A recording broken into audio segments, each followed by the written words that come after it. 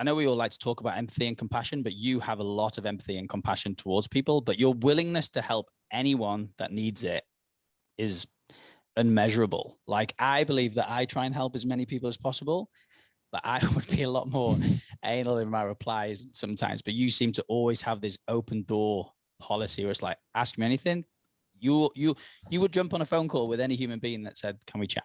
Yeah. I truly feel I would. Yeah. Especially if it was to do with mental health, which I'm sure we'll come on to, but I'm so passionate about being a person that can be there to listen to people, because I've had experience where, you know, that's life-saving stuff. So the least I can do is answer a phone call and be there for half an hour. If it helps someone, I'm going to do it. And even if it's not a coaching client, or, you know, I don't care about that. I'm more interested in trying to be a good person on this social media, that I can actually help people genuinely on deep connections. And something I always talk about is, in these difficult times to people, just make sure you're connecting with loved ones, with family, with friends. So I'm pretty good at that, but of course I could always be better. Like I sometimes haven't spoken to mates for months. I'm like, we got to catch up, we got to connect. And I think with a lot of the stuff I've learned over the years, and I'm sure we might come on to some of this stuff, but that's definitely helped me. So I've become a lot more aware of how to deal with my mind, how to deal with challenging thoughts, challenging emotions, all those sorts of things. So it's been tough for a lot of people, but I'm just trying to focus on a lot of the things I really can control, as cheesy as that is, but it's really helped me. So business and training, my own physical training and mental health stuff. So it's been good. It's been a time to really work on that stuff. So Ed has done the 75 hard challenge a couple of times, I think. Yeah, I have. I've done that a few times. Wow. Yeah. How'd you find that? Well, it's funny. It's really funny. So for my career, I hope none of them are listening, because I actually DM Andy, the guy who me and him sort of connect sometimes in the DM, the guy who runs First Form and whose program it is. I found it very interesting. I've always been someone who likes to push myself to do really difficult things. So I enjoyed it, and it's definitely got me in sort of amazing shape when I've been doing it. But from a business standpoint, the more I reflect on it, I don't think it's been that beneficial for my work, because I found I was talking a lot more. We actually talked about this, James, a while back in the DMs. I was talking a lot more to maybe the wrong people, because I was promoting this, you know, no sleep, work really hard, be so strict with your diet. And actually, as a coach, they're probably not the best strategies to give to people. Like, whenever I have someone on a client call, I won't tell them to do that. I'll say, because I got a lot of people who came up to me through it, because Andy, God bless him, shared a video of mine. And so I got a load of new followers who were, you know, Andy fanatics and 75 hard people. And so I got loads of voice notes saying, oh, do you recommend this? And is this what you do as a coach? Are you like a 75 hard coach? And I was like, no, this is just something I'm doing for my own sort of physical and mental toughness.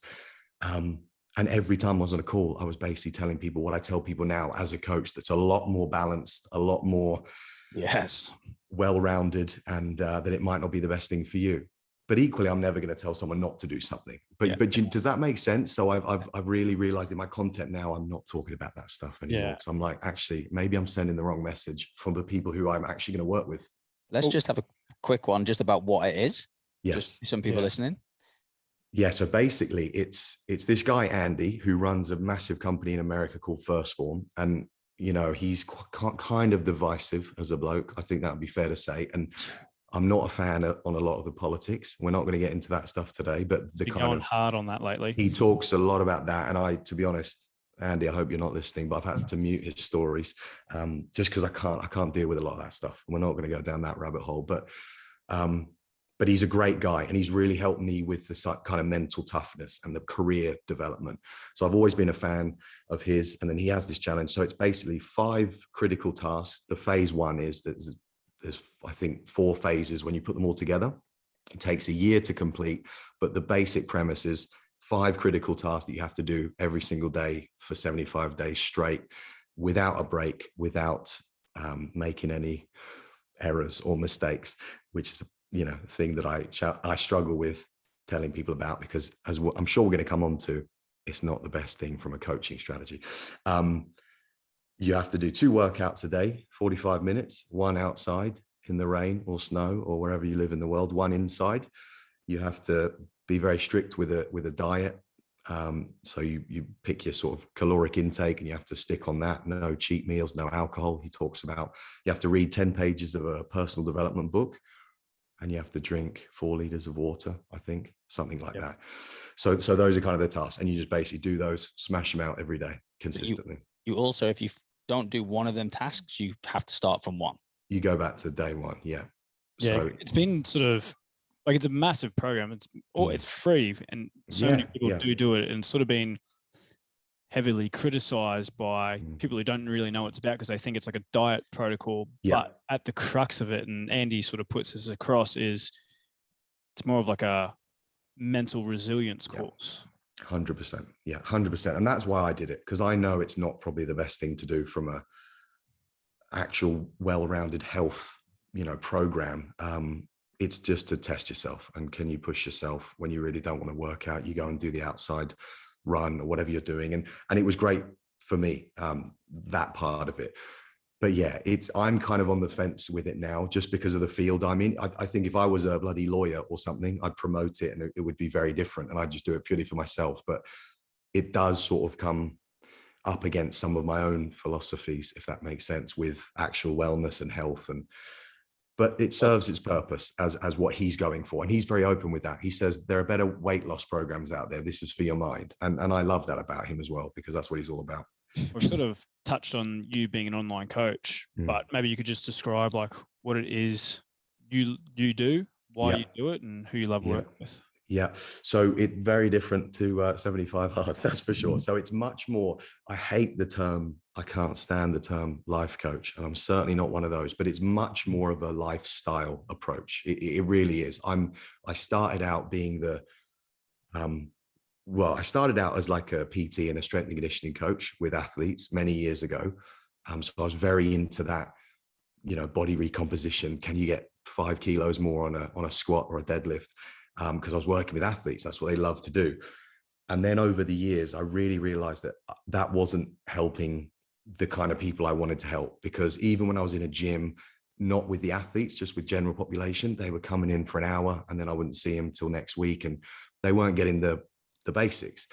So I thought, right, well, I'm going to do something differently. So this online work I do now is so much removed, I suppose, from purely nutrition and training. Like that's like the smallest part of what I do with people.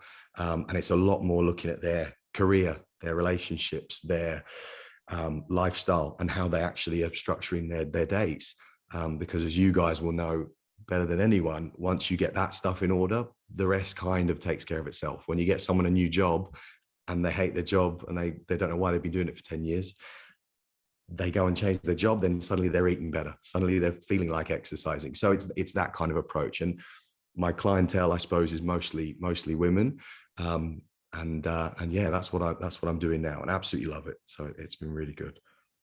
It's great. And you're spot on. One thing I do want to talk about, obviously you spoke about, you do help people with their relationships and their careers, or you just point them in the right direction. I think some people listening might go, listen now, and I've had it said to me in the past, like, what gives you the right? You're not a qualified situation. So, certainly not a relationship coach, that's for sure. Yeah, that's it. Or like, I'm not a therapist. That's not what we are trying to be. We're just trying to look at an holistic picture to make a human being better.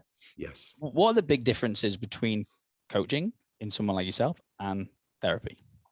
Great question. And I love that you said that, because I'm so conscious, maybe too much sometimes. I have that too, overconscious. Yeah. And I sometimes get people saying, why do you tell everyone you're not a therapist? Maybe it's harming your potential for clientele. I'm like, no, because I do not want to be, I want to be so clear cut that people know what they're coming to me for. And I don't want any crossover where people think they're coming to a therapist, but they're not, because you've got to be trained 7 years, 8 years to be a psychologist. So I'm not going to ever, tell people. So I'm very clear with that. But then my challenge is I've had a lot of therapy, having gone through a lot of the mental health stuff many years ago. And I'm so passionate about sharing that side of my story as well, not for business. Like, I'm not doing that to try and oh, by the way, I'm a real vulnerable guy. Come and work with me. I'm really personable. Not at all. I'm doing that for maybe a totally different audience. I'm doing that for the 20-year-old bloke who's crying in his house on his own and he can't tell anyone about it. And then he might see a video of mine and go, fuck, this guy's, sorry, can I swear? Am I allowed to swear? Oh, mate, go crazy. You know, he might go, geez, this 32-year-old bloke seems like a, you know, a lad's lad. And he's talking about how he had to go and get therapy. And that inspires me because I want to be that guy as well. So there's the coach, Ed, who helps people with their, like you say, lifestyle and points people in the right direction. Just ask questions, gets people to think, and then they come to the conclusion themselves most of the time. And then there's the mental health Ed, I suppose, who's on social media purely trying to help people, especially blokes, understand that it's all right if you're in a bad way and you can go and get help. I'm not sure if that answered your question. No, I think that's great. Yeah, absolutely. It's crazy that you're, you know, you have an avatar in your head about online. You really want to help blokes get better and improve their mental health. Yet you just said the majority of women that the majority of people that you do a coaching. You know, why do you believe that is?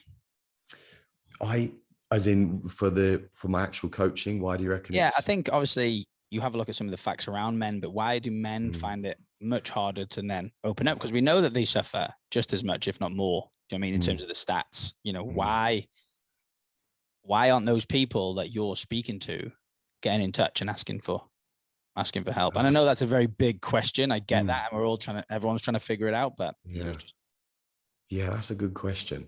I suppose it's a little bit to do with probably my messaging, in that I'm very, well, I hope I try to keep that balance. Like I said, in that if I'm talking about a lifestyle piece that's not related to mental health, I really try to talk to my ideal client, and I have a picture of her in my head when I'm talking to her and her challenges.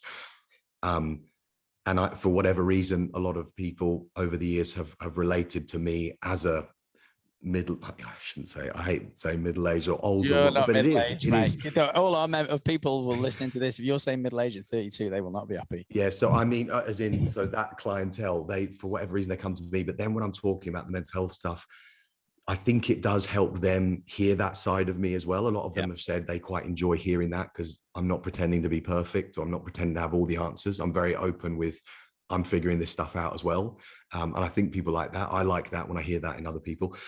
But as far as the blokes, I get a few, you know, messages from guys, and I just completely steer them away from the idea of coaching. So I think that's partly on me, because I don't want there to be a crossover. So I just say, listen, I'm here to help and listen. And if I can point you in the direction of a counselor, therapist, let's do that. Yeah, but I can't, because if they've come to me with that stuff, I can't help them. That's out of my expertise. So I think it's a bit of both. But yeah. So obviously we talk about mental health a lot. We've already spoke about mental health a bit, but let's get into it a bit. Mental health versus mental illness. Oof, yeah. Can we explain the differences, or explain the two? Yeah, I mean, that's another great question. I think the biggest difference is mental illness is when, you know, you're not, I always say you're not mentally well. And I know a lot of people might be like, well, what does that mean? But from my experience, I think because I think it comes in, especially in the coaching world, we have this positive psychology stuff. We have mindset. Everyone talks about these things and how to improve your mindset. And a lot of people get that linked in with mental health, I think. But I think there's a huge difference between having a strong mind, I hope this is making sense, and then the opposite of that is mental illness, which is no positive psychology is going to fix you. No reading Tony Robbins is going to help you. You need to go and get help. You need professional support and help. And then once you've had that, then you can talk about all the mindset and then you can be healthy. And then you can have a strong mind, which I'd like to think I have now, but also a healthy mind. So I think is this making sense? There's a big difference, I think. But I think they get chucked into one thing. Like mental health is just, no one's really talking about the real positive side of having a strong mind and then having a really bad illness, which is of the mind, where you can't do anything. Yeah, it's sort of all getting grouped. Yeah. Because even when I talk about mental health in a video, I'm like, but I'm talking about mental illness in this specific example. So I'm not talking about if you're feeling down, That's not mental health problems. That's just you're having a bad day, which we all have. But if you're to a point of suicide or thinking about you don't know what you're doing with your life, that's mental illness. And sort of no coach can help you there, or no book can help you there. I mean, they can point you in direction, but you need support. And that's always what I try to get across to people. So you say sort of mental health is something that you can really work on yourself to better yourself. You can do the things where mental illness is you need to go and seek someone professional to get help. Yeah. And it's probably just a line for a lot of people. They're like, when is my mental health? But I don't know if that does become a mental illness, and it's always going to be that gap. Yeah. And it's that proactive versus reactive thing, which I was talking to a guest I had on my show the other day. In an ideal world, we'd love a lot of people to be proactive in their mental health, i.e. go and seek some support when you're not really struggling. But sadly, most people have to wait and this was my situation, most people have to wait till things are terrible until you're forced to. I was forced to go and get some support, and I'm very open about talking about that. So in an ideal world, sharing the awareness of it, and we might get more people who go, do you know what? I might go and see a counselor, like I'd go and see my physio before I have an injury, before something really bad has to happen. But that's easier said than done, because a lot of people have to suffer before they get help. Mate, you just spoke about, or just mentioned your own mental health journey. Do you mind going into that a little bit for us? Yeah, absolutely, mate. So yeah, without giving you a 20-minute speech on it, it was 5 years ago. I had this, I call it the dark day when I talk about it on my podcast, where basically I now found out later that 8 years of challenges that I didn't know were actually going on in my head had just built up to a breaking point almost. And I got to this point where I was basically just, I couldn't function as a normal bloke, as a normal human. And, but I was very good at hiding it, which is a classic that a lot of people go through. So my flatmate, I had one of my best mates living to me next door. He had no idea. My family had no idea. I didn't have a girlfriend back then, but no one I was close with knew anything. And it got to a point where, I've openly talked about it. I didn't see a hope for a future at all. So I was like, my life as I knew it was done. Like I was like, there's no chance. I'm not going to be able to get a job. I'll never have a partner, girlfriend. All those normal worries we have just disappeared. So I was like, I just wanted everything to stop.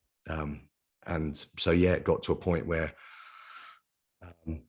without getting too deep too early on, but I was just like, I didn't see hope for a life anymore. And I'm a guy that seemingly had a lot going for him on the outside, great family, great friends, great life, but it kind of didn't matter when your head's in turmoil. And it was just some real dark stuff that came to a point where, I didn't know what to do. And that was the point where, thank God, I reached out and got help. And then the process of, years and years of work and of therapy got me to this place. And that's why I'm so passionate about talking about it, because I know I'm not alone in this struggle.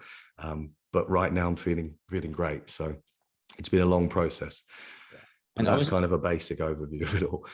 So obviously you spoke about them 8 years prior that you believe that there was things going on that you just didn't pick up on. You probably just thought it was normal life. What were some of that? Well, so my whole thing was trying to explain it to people. It was a severe form of, again, the word I think gets so overused, but anxiety, in the sense that my mind was just, the way I describe it to people was, I have this image of who I want to be in the world. And I think a lot of people do.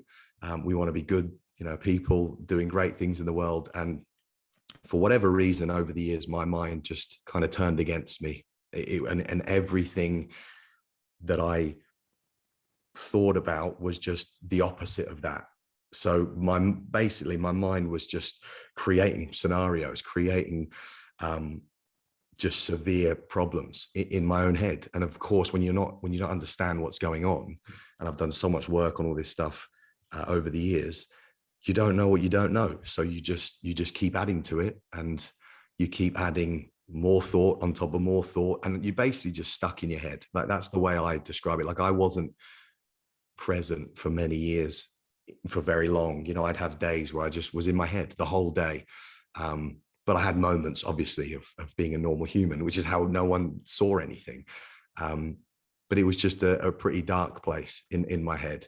So it was just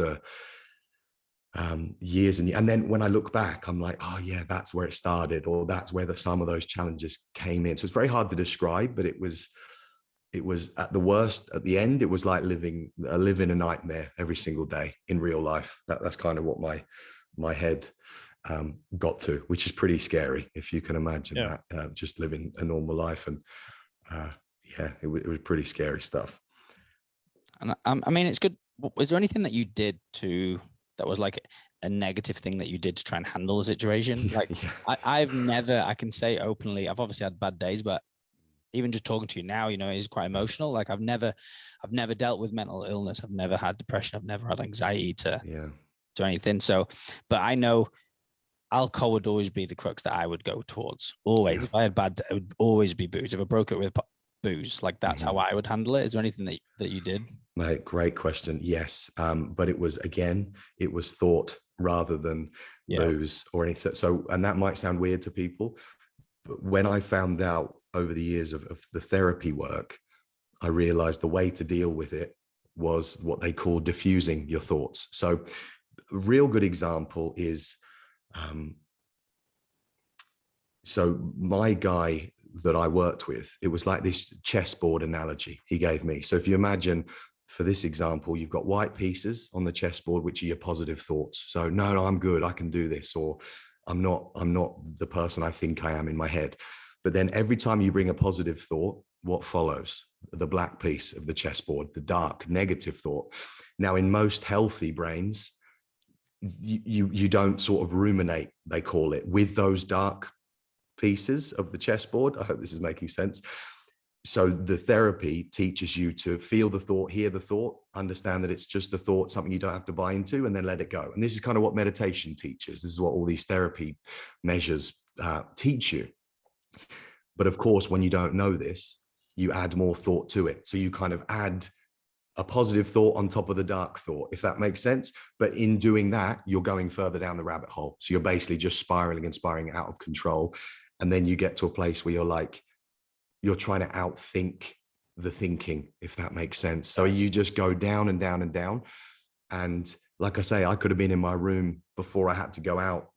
I could be in my room for 2 hours trying to get out of my head before I'd gone there. But most normal people would just go, that's a weird thought, strange thought, back on with your day. And now that's how I live now, because I've learned that what I was doing before was adding to the problem. So I hope that makes sense. So, but that was a lot of years of understanding more about how my brain and thoughts and thinking mind, we call it, was working. But yeah, mate, it's super interesting. And I think it will massively resonate with, I'm sure it already has for you, but even with our listeners, and I'm already thinking of people and myself now, like it's on a spectrum, right? Because as humans, we've got that sort of predisposition to focus on the negative more than the positive. And if you get stuck in those sort of those loopholes where it's just that negative feedback loop over and over and over again, it's a very it's a hard place to get out of. Yeah. And the problem with the stuff that I was going through was it's really hard to explain, and I won't go into too much detail because it's a long story, but it's really dark. It's not just, I'm not a great person. It's like the worst things you can think about yourself and the world. It goes that dark. It's not just like, no, I'm no good. You know, it's like, I mean, like I said, if you're thinking about you can't live in the world anymore, it's a pretty bad place to be. And I remember at its worst, I was praying to have like a physical illness, which is something I share with people about this, because, you know, at its worst, I remember thinking I'd do anything for a 2% chance of survival with a physical illness over this, because I could be at a hospital with my family. I could have friends say, Ed, mate, you got 2% chance of living, but we're going to get through this, you know? And that was the only difference. but with my head, with the stuff going on in my mind. And again, that's pretty dark place when you're thinking I'd take a physical illness, 2% chance of survival over this because you're on your own, because you just can't. I couldn't even tell my mum, you know, I tell her bloody everything. My closest people, my best friends, couldn't tell them. So I kind of really understand because I thought no one would understand. So I was like, what's the point of me telling my mate? He can't help me. So I understand why guys especially, but also of course ladies as well, women as well, but why we go to this place. If you're in a really bad way, you just can't, if you can't talk to your family, what chance have you got? You're just on your own. You're done for a lot of people. It's heartbreaking. Is it the fact that you feel like you can't talk to someone, or is it the fact that you don't want to talk to someone? That's a great question, mate. For me, it was no one will understand, no one will get it, and I'm the only one in the world experiencing what I'm experiencing. That's how I felt. Yeah. And I said, you know, what if I tell my mum, my family, my brother, my friends, I'm going to add to their problems, their burdens, and they can't help me anyway. So what am I going to do? And that's why I really get where I felt like, again, the with all the stuff that was going on in my head, you know, it's cliche, and I was about to say cheesy. It's definitely not cheesy, but it's what a lot of people say. I felt like the world would be better off without me in it, because that's how low I got. And I just, I thought everything I thought about who I was as a person, my mind basically made me believe it was totally the opposite. I mean, it must be difficult too from, say, where you are now on your Instagram, and you've got this person, this male in your head that you're trying to talk to, but they might be like you, thinking there's nothing to you. It's like you're going to be talking to a brick wall in a way, you know, and you're just hoping that 1% light sort of gets through to them, that they can maybe just start that conversation. Yeah. Maybe as you started, you know, initially you started out with going to therapy, and as you started to come out on the other side of that, what were some of the benefits with you being able to connect and share your experiences with people?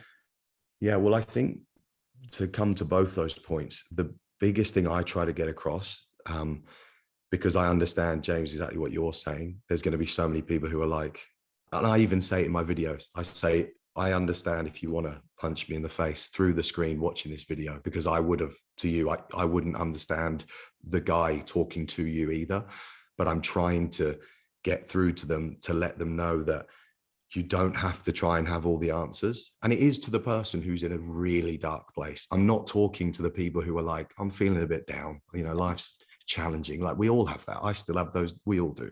Yeah. I'm talking to the person who's, you know, at the point where they're like, I don't have a chance of living anymore, like those people.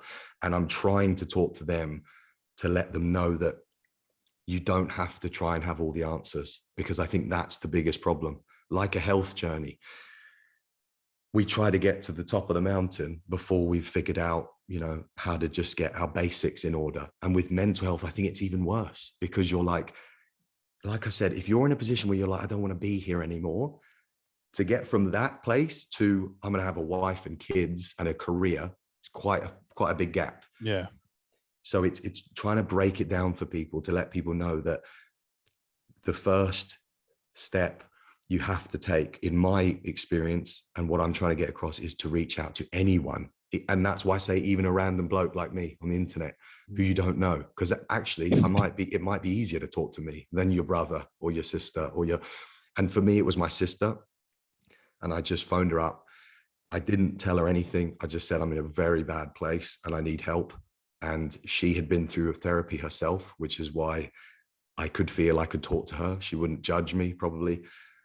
And then we just then took the next steps. And then I got some help. And then I was like, okay, I'm going to be all right. But then that still took 5 years of daily work on all this stuff. So I don't know if that answered your question, but I really want to get that across. You to the person listening, you don't have to have all the answers. You just need to take and then the rest will reveal itself. Then you'll get the right therapist. And if they're the wrong one, like I had a terrible one to start with. I felt worse. I actually went backwards. I remember walking home from my first therapy session, and I'm not ashamed to say it, in tears, walking home, because I was like, I thought I was going to get better. And now I've met this person and I paid them a shitload of money as well.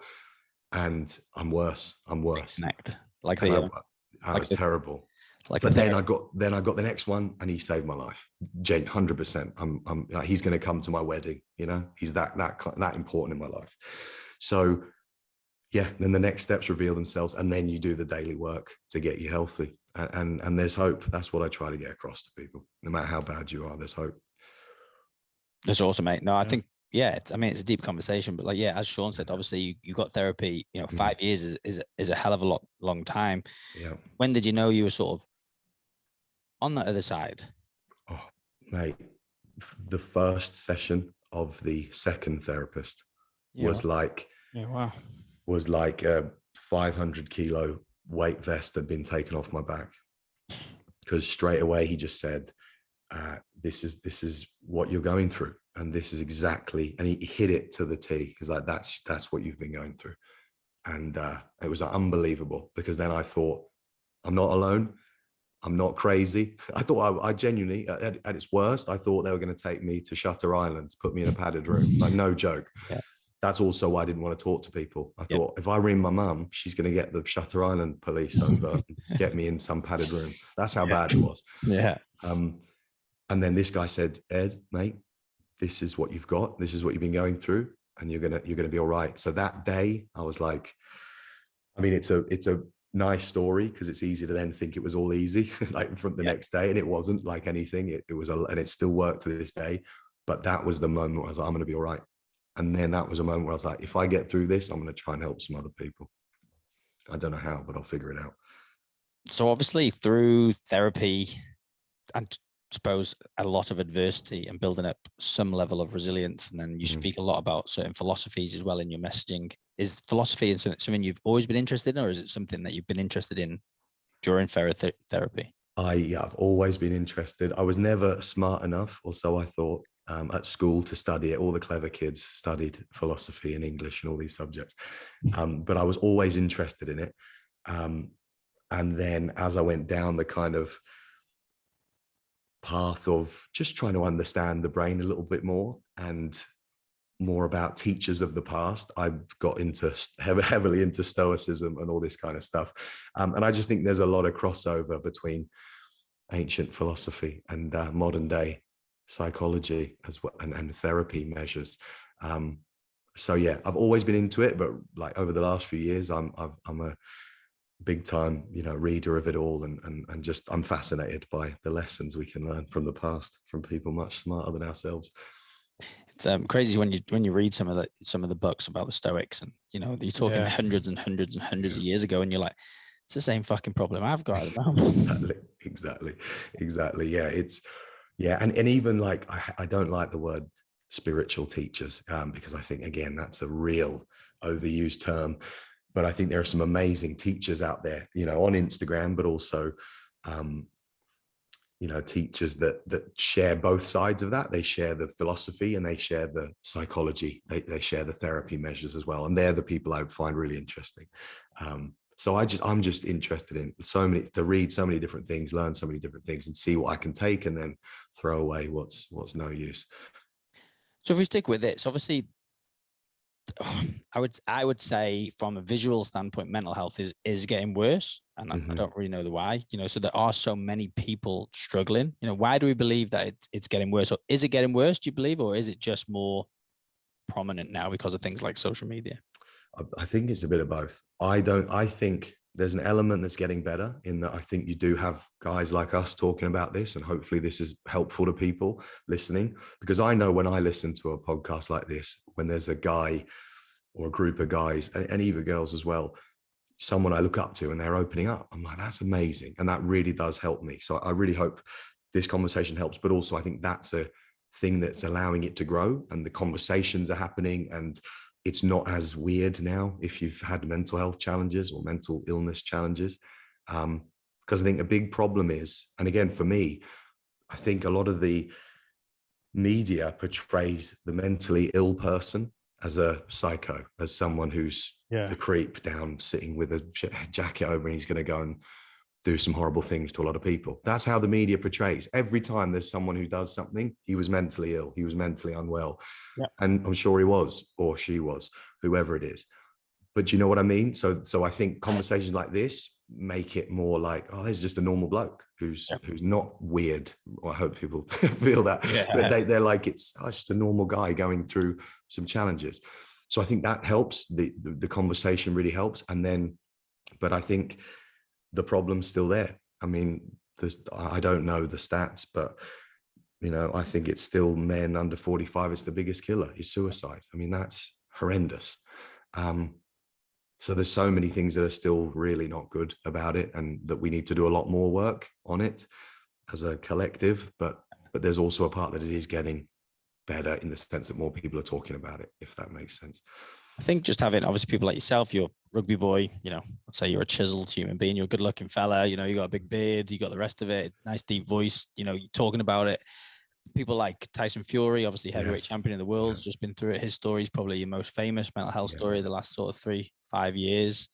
And I think, more people that talk about it, maybe from, I don't know how to put it, a manlier state, if that makes sense, like your alphas or your omegas, like talking about mental health, it can only get a bit easier. But like you said, it is tough because you still believe you're the only one going through it, even though that you know that you're not. I think that one of the toughest things about it is, like you said, people are very reactive. They're not proactive. They're not doing the things to ensure that they stay on top of their mental health. And we used to do a lot of work with the local high school up the road. And one of the things I found most challenging over the years, or not challenging, I'd say just a trend, is that the young men can't communicate as well as what they did, say, even when I was going through school, just even amongst their mates. Like, any downtime is on their phones, and they just get sucked into this world where they don't need to talk to people. They get on their little feel-good device, and that's where they stay because they're safe, they're happy. And when they are faced with that adversity, they're not equipped with any tools to ensure that they can stay on top of their mental health. But again, not like social media has its pros and cons. Like, there's the negative side of it, but in the world of social media, you're going to get a lot more people like yourself, like Tyson Fury, who start to share the importance of mental health, mental wealth. Yeah. And I think you go on that as well and I'm with you in the sense that social media as a tool is brilliant, but it's also something that if you don't manage, like anything, it can be a real challenge. And, things like the kids you're talking about, because I worked in a high school as well, that they've got then the added pressures of, the comparison, the likes, the no likes, I'm either worthy if, I get a lot of attention or I'm not. And I can't help but think that kind of, the way that's going to go later on, I think that's going to have a lot of challenges for kids growing up as well. Because I always think, thank God I didn't have, Tinder when I was 14 and all these platforms where I was trying to look good on Instagram for, it's difficult thing to deal with, to manage.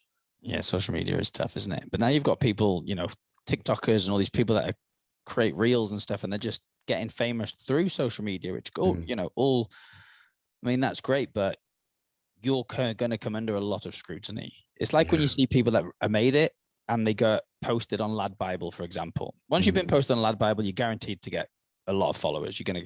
But you're guaranteed you are going to get slated to the highest fucking degree. Like, some of the comments you'll read, sometimes you're like, this is bad. But then you're getting young people posted on these sort of sites and just set up for just abuse.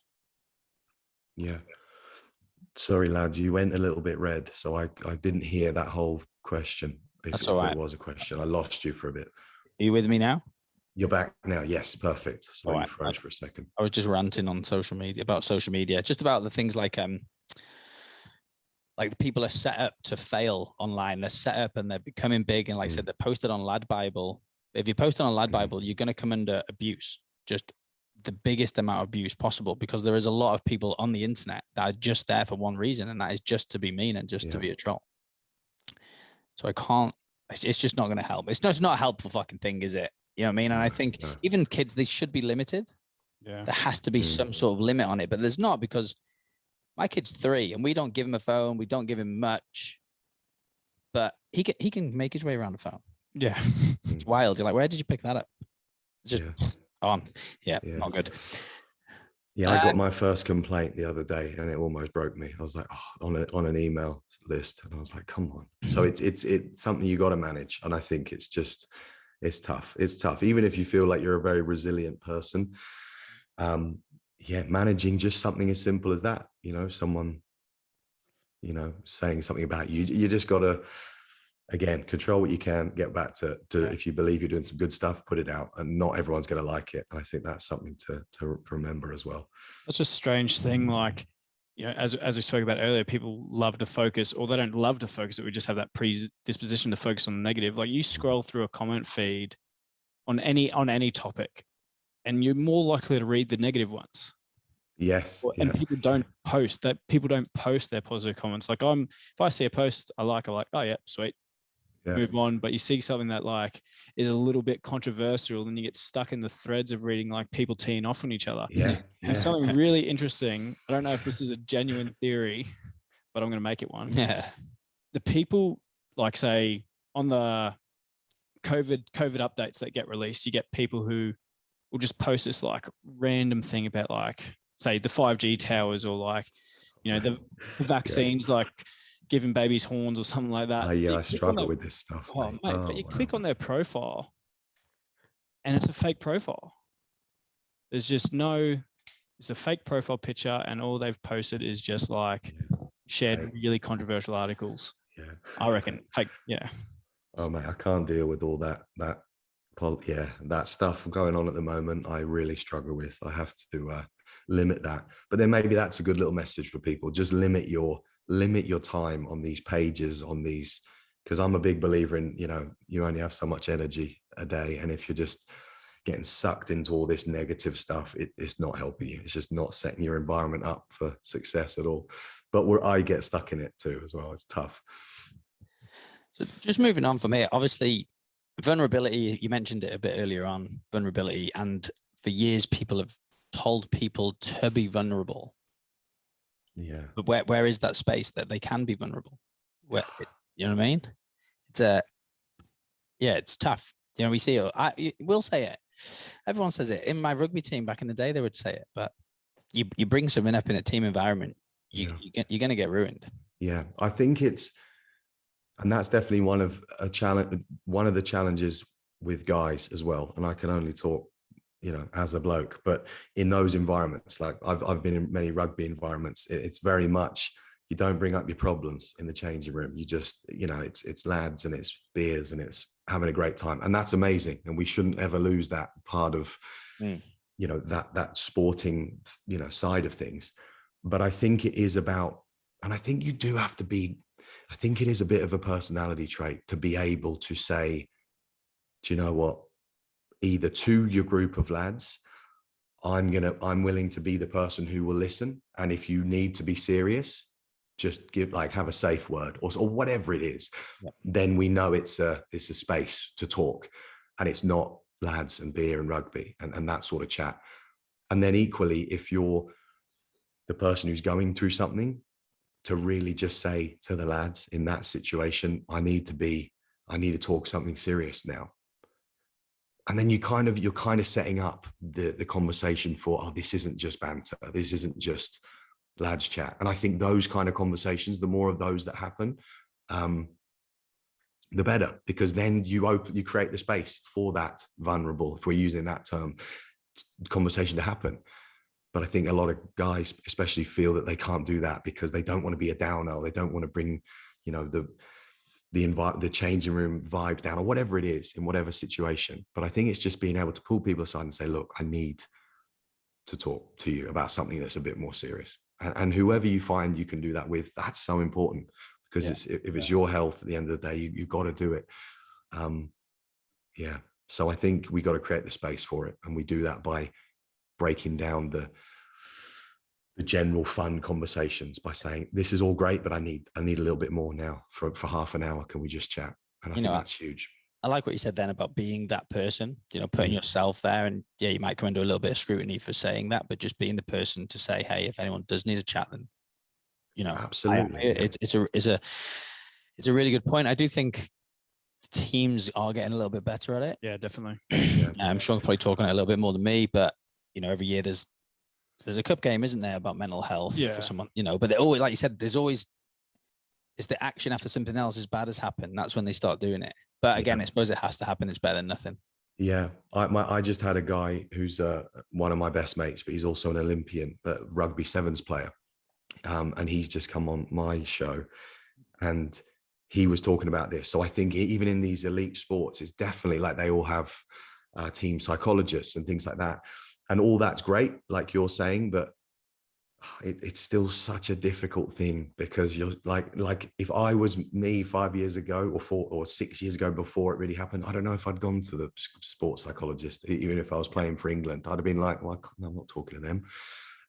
So it's so difficult to know which like I say, if we can get more people being proactive to go and ask the questions, amazing. But the reality is, sadly, most people will have to suffer. And that sounds terrible, but it's just the reality, to a place where they're like, oh God, I need help. And my hope is that we get a lot of those people before something bad happens, you know? What would, like, you said yourself, you kept things quite hidden into yourself, but say, you know, people find themselves in a position where perhaps they can see their friend or family member going through some of these things, or it could be their partner. Going through like bouts of anxiety and depression, they can see that things are getting worse. Like, how would you have that conversation, or is there a way to start that conversation with someone? As the person who's not going through it, you mean that on the other side? Yeah. This is really interesting topic because James, you just brought it up as well. I think there are two sides to this conversation. There's the person who's healthy, who needs to be there, let's, for want of a better term, for their friends and family, but finds it very hard because we've never maybe gone through it. And then there's the person who's struggling. And I think what we've said about the person struggling, you've got to find some way to reach out, whatever that looks like, whoever that is. But then the person who's the friend or the partner or the whoever it is, I think it just comes back to creating the space, saying that you know they might not come to you, but just letting them know that if ever you are really in a bad way, you don't have to explain it, but just know I'm here to listen. And I'm here to help you take the next step. That's all you can do. You can't fix them. You can't do it for them. But I'm here to, and never, if you ever feel like you're going to, I say this to people closest to me, if ever you feel like you're in this place, I'm here. Yeah. And there's no judgment. There's zero of that. It's just, we're going to get you healthy. There's a guy from the UK that I know, Callum. He's sort of quite similar to you in the way that he speaks about things. And he put on an interesting video the other day on his stories about he had a mate that was going through a pretty bad time, but equally this guy Callum wasn't going through the greatest time himself. So it got to the point though where the other friend, like the one that was suffering, caused the Callum's energy to drop so much because he was getting phone calls at like 2 a.m. to go through, you know, to talk through it, and he's trying to be there as much as he can, but by doing that he's sapping his own energy completely. That's tough. Yeah. But I suppose it's always there's always going to be a balance, right? But yeah, like I said, he said he would sit up every night because he'd happily be the person that he talks to rather than not. But you do have to be mindful of your own energy as well. 100%. And it's this, again, term that gets thrown around all the time, but boundaries, we say it all the time in the space that we're in. But yeah, you do. You got to protect your own space as well, or else you're trying, it's the oxygen mask analogy that a lot of people talk about. If you're trying to, you got to look after yourself first, and then you can be there for other people. And I'd argue you're actually not going to be as good at helping other people if you're not good yourself. And I think so the message is, whatever it takes, we've got to look after ourselves first, and then you can be there for your kids, your family, your friends. But it starts with us. But it is a fine line. It's a tough balance. Yeah. So for anyone listening who is struggling, like what would like a message be, or just a piece of advice be? Yeah, no matter how bad it gets, I truly believe that there's always a chance to get through it. I truly believe that no matter what you've gone through or what you're going through, I think the biggest thing people struggle with is they lose hope. They lose hope that there's any chance. And that's kind of what I felt like happened with me.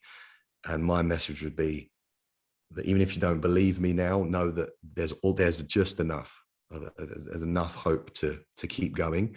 And that I truly believe that no matter what you're going through, you're going to get better. Like I have this thing that I'm not saying what I went through was it's not a competition, you know, it's all relative, but I was at such a place where I thought there was no chance. And then to come through that, I truly believe that for everyone else, there's a chance. You just need to reach out. You just need to ask for help. You just need to, I call it, open the door to all the next things that will follow. But none of that will happen if we don't do the first thing, which is I need help. I like what you said on your Instagram the other day. You got a bit passionate about it when you said, you know, people will say like talking's not enough, and you were like, fucking bullshit. Talking's the only thing at the beginning. That's the only thing. What else can you do? You can't take action before, like, again, in my situation, I needed to learn. I needed to understand what was going on to take the action. So that's why I'm so passionate about that. You can't just take the act. I was taking action, and it was the wrong action, and it was making me worse. So you got to talk. It's the first step, but you might not get the best help straight like I had, but you got to keep going. And it's not like this person didn't help me. And like, that's how I felt. I felt like it was gone with the first person. They didn't help me. Yeah. So I thought there's no hope, but you then keep going because there is someone who will get it, who will understand like what happened to me. And then the process of taking the action, the right action follows, and then you get healthy and you never go back to where you were.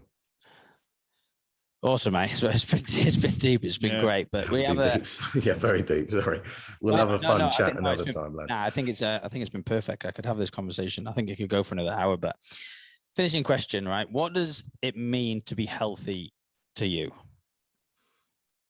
I have this phrase that's be a well-rounded individual. I always share it with people, with myself, is to be healthy, and it's not easy, but it's someone who takes care of their mind, mental health. So you got to look after yourself, and whatever that takes. We talked a lot about that today to get to that point. Looking after your physical health, nutrition, training, all these things we're very passionate about. But then it's also about your lifestyle, your career, because all of these things play in, your relationships. So health to me is so much more than just I've got a good body and, you know, I'm strong in the gym. It's my mind's healthy, my mind's strong, my body's fit, strong, but also I'm happy in my life because I've taken care of the big life rocks, I call them, you know, career, lifestyle, relationships, and all those things. So it's be a well-rounded individual, something I always tell people to try and seek. And that's what I always try to do. So I don't want to just be good in one area because I've been that before. I want to try and be good in multiple areas. And then hopefully that's inspiring to other people. Well, I think this conversation has definitely been inspiring. Yeah, definitely. I'm always inspired coming off conversations like this. I believe it will resonate a lot. But if people want to obviously connect with you further, where can people find you? So your Instagram and then obviously your podcast as well. Yeah, so podcast is the Ed Armstrong Podcast, which is not very original, but it's an early podcast. We've got about 30 episodes on there. So by all means, go and listen to that. Spotify, Apple, everywhere else. And then Instagram is Ed Armstrong Health, probably the best place to find me. That's where I'm active on there most days. All right, awesome. And I can obviously say to go and follow him on social media. I very much enjoy following his content. Yeah, I might just do that. Yeah, that's it. That's it. You're in. Well, Ed, thank you very much for joining us, mate. Thank you very much for speaking so freely and openly about, you know, a very serious topic. Well, thank you so much for having me. I really appreciate it, lads. And I mean what I said. If anyone's listening to this and you want to reach out, my DMs are always open. I share that message. So, but thank you so much for having me on. I really appreciate it. Cheers, Ed. Awesome, mate.